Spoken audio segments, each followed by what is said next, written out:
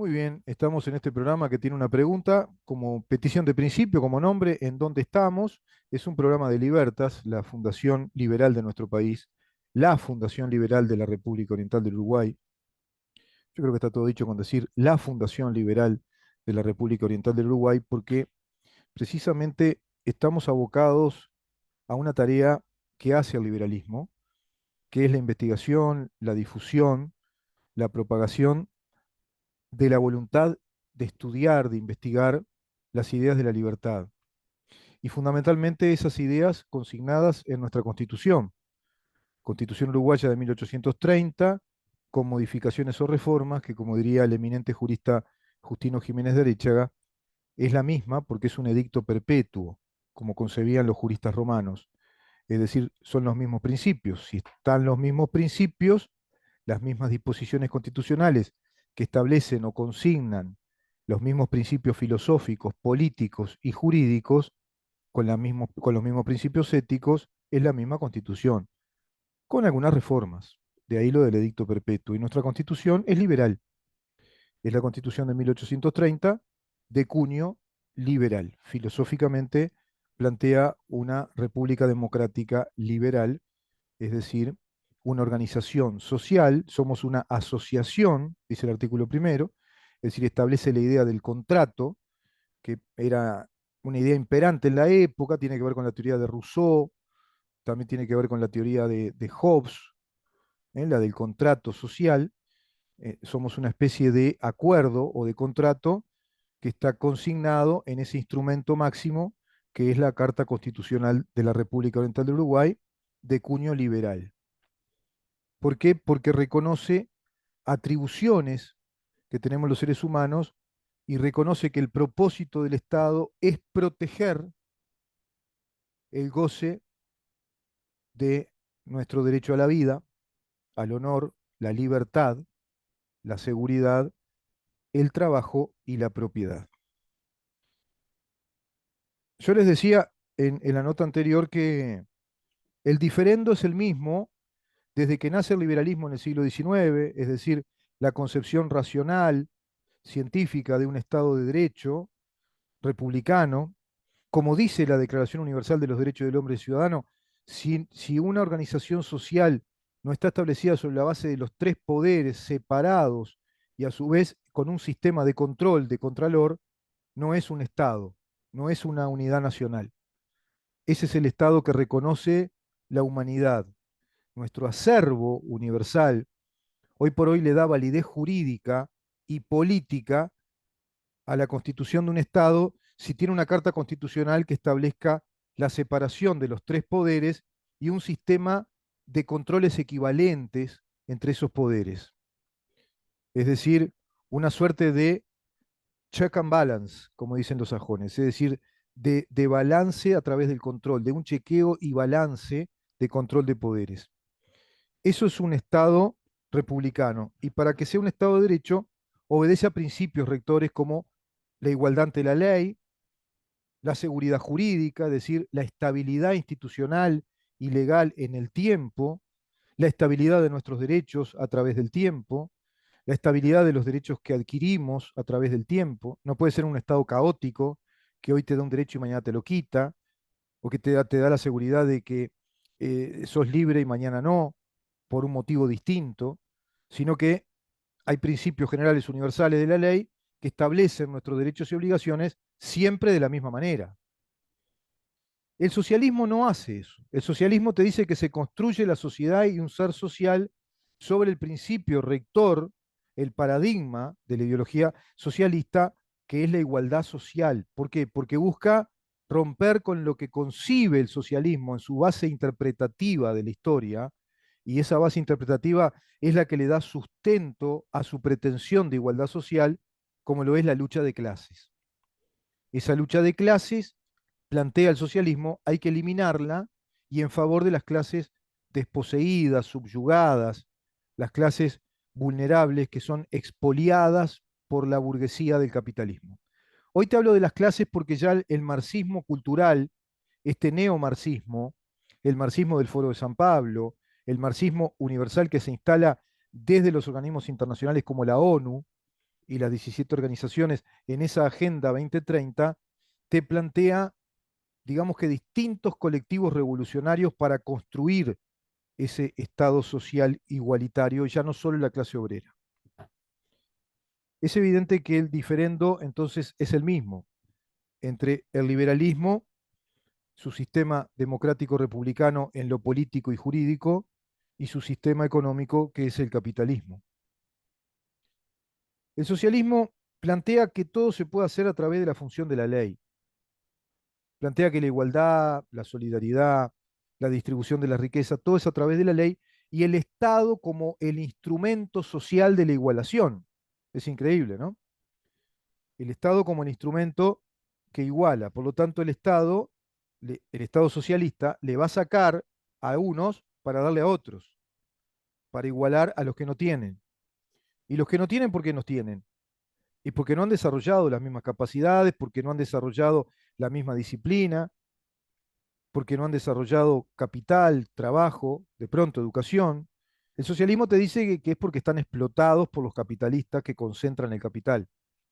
Ese es el mito de la narrativa marxista. Como la ley es la fuerza, porque el Estado es el monopolio de la fuerza, construyen una ley que coacciona, que coercitivamente te impone esa igualdad. Es decir, por ley se te impone que vos le tenés que dar al que no tiene tanto, a través de una escalada impositiva, es decir, una carga tributaria importante, una carga regulatoria, porque el Estado dice que ese dinero lo obtiene, lo acumula como si fuera el diezmo que pide, pero un diezmo obligatorio, pide eso, recoge la gorra y con la gorra recoge ese dinero y dice que ese dinero luego lo distribuye en aquellos que no tienen tanto dinero, que no pueden producir ese dinero. Incluso el marxismo te habla de la concentración del capital. En verdad en el capitalismo no existe la concentración del capital. Lo que existe es la formación de capital para reproducir sustentablemente capital. Es decir, vos vas produciendo bienes si tenés una empresa y esa empresa la construís sobre una metodología de trabajo que te permita producir de la mejor manera la mayor cantidad posible de producto con la mejor calidad en el menor tiempo posible. Se le llama eso la racionalización de la producción empresarial.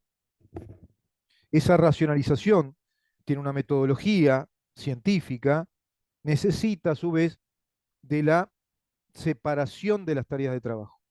Es decir, necesita de la clasificación del trabajo a través de categorías laborales según los roles que un conjunto de trabajadores tiene que cumplir en esa cadena productiva para llegar al producto final. Y ese producto final, que es el objetivo de esa empresa, va a tener que permitir rentabilidad, es decir, superar el costo de la empresa y reproducir un capital que no tenía, producir un capital que esa empresa no tenía. Por eso ahí está la dinámica, el cometido, el propósito de producir a través de la formación de capital para que para obtener una marginalidad rentable, una utilidad marginal. Es decir, hay un margen de ganancia que te está permitiendo crear un nuevo capital y ese nuevo capital es el que va a sustentar la productividad porque ese nuevo capital supera todos los costos de producción y te permite vivir de sus ingresos económicos, incluso te permite reproducir el capital, es decir, formar más capital para ser cada vez más sustentable, está el crecimiento empresarial. Y además hace sustentable la fuente de trabajo. Ese trabajo también se va a hacer sustentable en el tiempo y también en la calidad laboral, como también en la calidad salarial, si esa empresa va creciendo. Eso plantea el capitalismo, no concentración de capital, porque no se dedica solo a ahorrar y acumular, no acumula, sino que produce. El capitalismo es una estrategia de producción de riqueza, no de concentración. La concentración es mercantilismo, era otra cosa. Eran los que concentraban y concentraban muchas riquezas para tener el poder ante aquellos que habían sido desposeídos de los concentradores del capital. Eso no es el capitalismo. El capitalismo es una metodología de producción, es una teoría económica incluso, que, que te calcula todo matemáticamente además, con cálculos de rentabilidad, cálculos de utilidad, utilidad marginal. utilidad marginal remanente, contextos empresariales, contextos de mercado, cadenas de valor, cadenas completas, cadenas incompletas.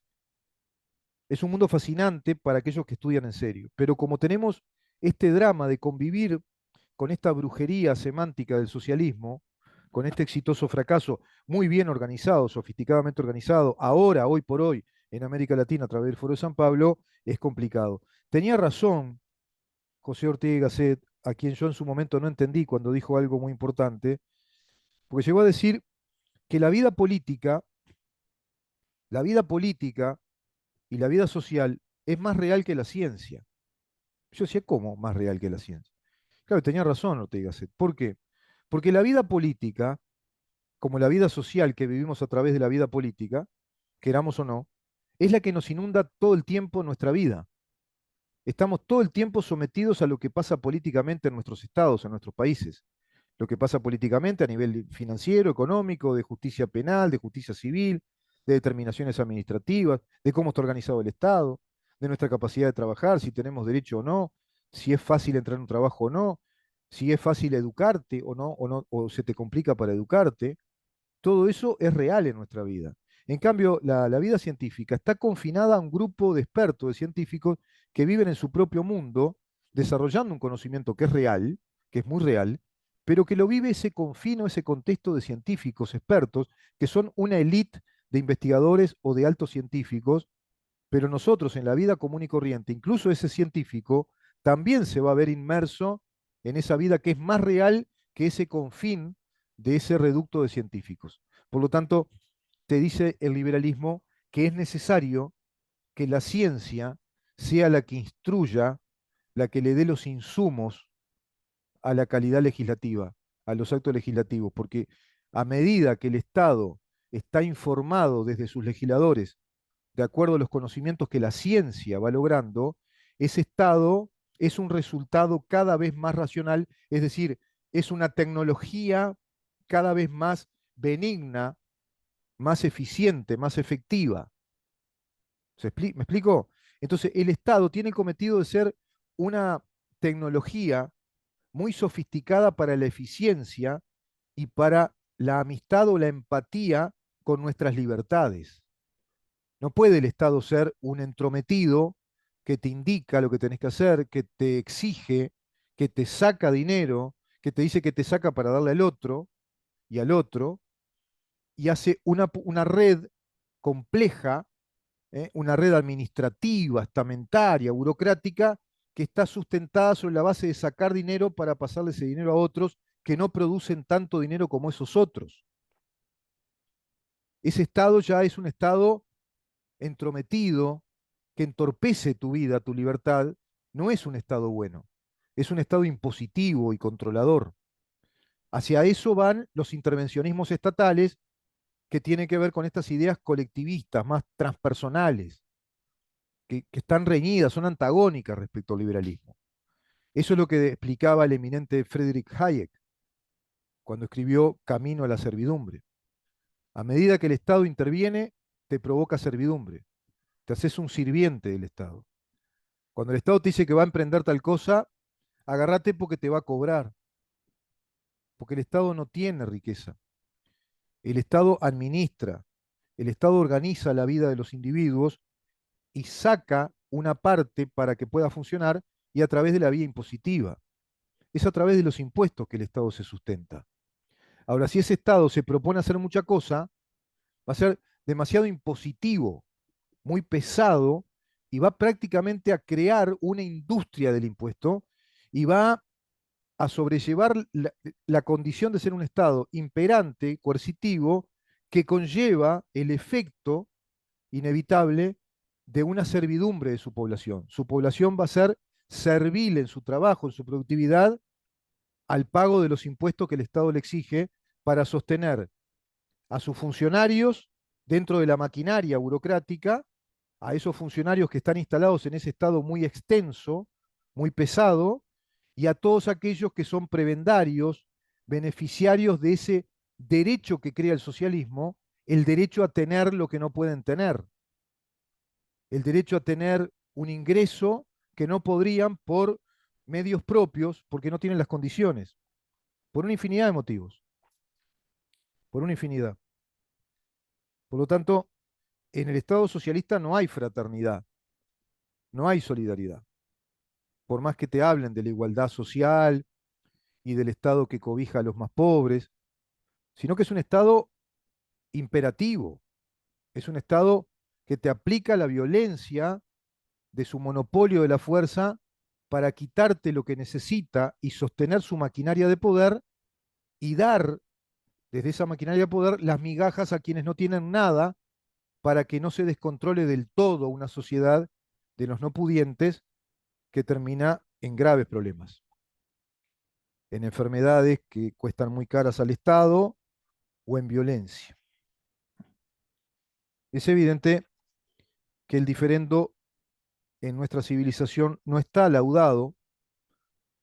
La civilización occidental no terminó de entender de qué se trata la concepción de un régimen de libertades, qué es la libertad, y evidentemente una libertad, como diría Manuel Kant, desde el punto de vista político, social, jurídico, una libertad tenue, débil.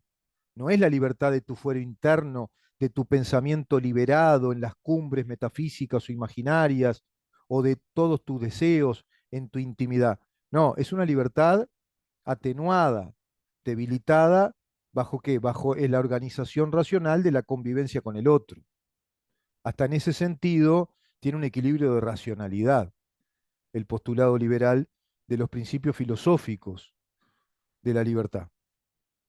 Es decir, el liberalismo en definitiva es el último resultado filosófico que la humanidad se da de su concepto de libertad, no el socialismo.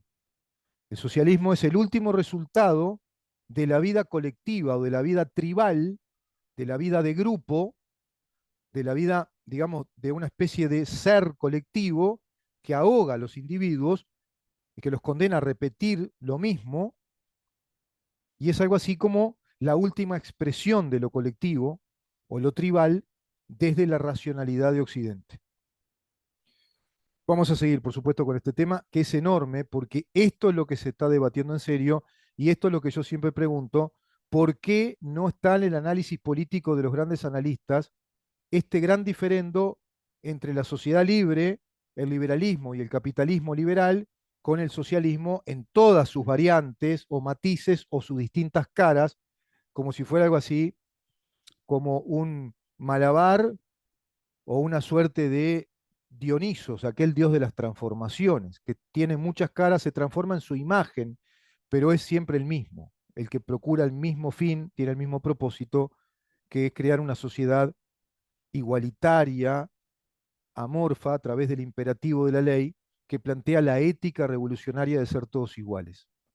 ¿Por qué no hablan de esto los analistas? ¿Por qué no analizan que esto está instalado en el Foro de San Pablo, que está en sus principios, en su doctrina, en la documentación oficial? Ingresen www.forodesaupaulo, Sao Paulo, en portugués.com. Pero ponés nomás Foro de San Pablo y te lo va a dar. Y el otro, Grupo de Puebla. Pones en el buscador Google Grupo de Puebla y te va a dar, y vas a confirmar todo esto que te digo. Te estoy pasando el link, te estoy pasando la dirección oficial, chequeando la fuente de lo que te estoy diciendo. Vamos a seguir, por supuesto, con este tema que evidentemente nos tiene a todos muy, muy inmersos, aquejados, porque estamos viviendo esta batalla cultural, este diferendo, o este, si vos querés, esta guerra filosófica por la construcción del poder del Estado. Nos seguimos viendo para saber en dónde estamos.